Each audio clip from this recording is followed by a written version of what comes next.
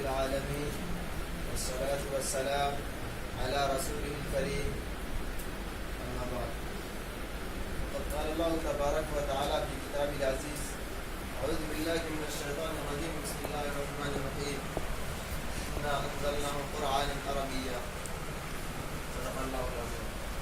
وقال النبي صلى الله عليه وسلم: أحب العرب لثلاث: لأني عربي والقرآن عربي وكلام أهل الجنة عربي. أستاذي المكرم وإخواني الأحبة، موضوع حديثي معكم اليوم مشاكل في تعلم اللغة العربية، أسبابها وحلولها.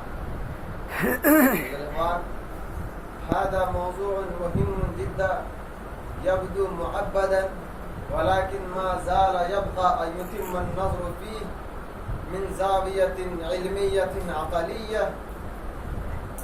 إن في مشكلة تعلم اللغة العربية لا تنحل بدون ذكر الأسباب، فيحسن بنا أن نأتي أولا بالأسباب التي حول دون تعلمها،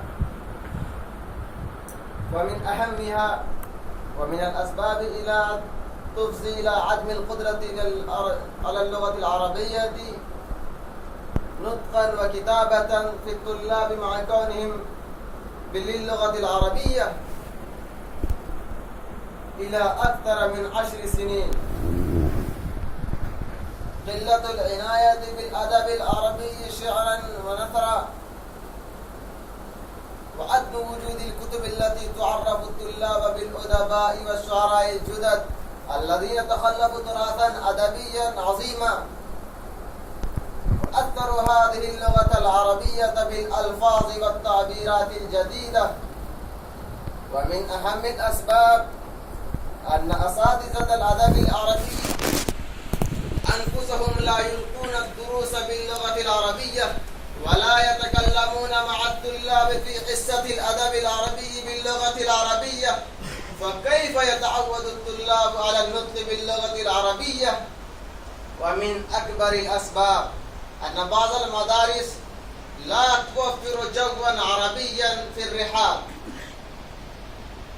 كذلك الاهتمام الزائد بالعامية وفقدان الشوق والرغبة إلى تعلم اللغة العربية، وإهمال المعلمين عن اللغة العربية، ومناخ المدارس مختلط باللغة العربية، وكثرة اللهجات المحلية،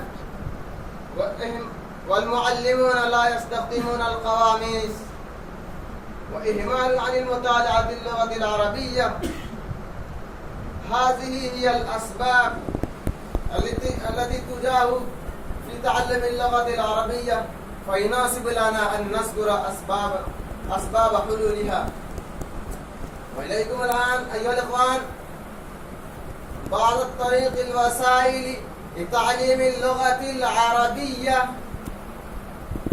وتعلمها فيما يلي.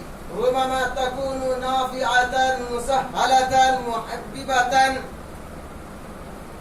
لو اختار المعلمون وقبلتها المدارس، وزروا حب اللغة العربية في قلوب الطلاب، وتعرف الطلاب بمزايا اللغة العربية وفوائدها، وإصلاح ركاكة النظام التعليمي، ودعم اللغة العربية في النشاطات الثقافية.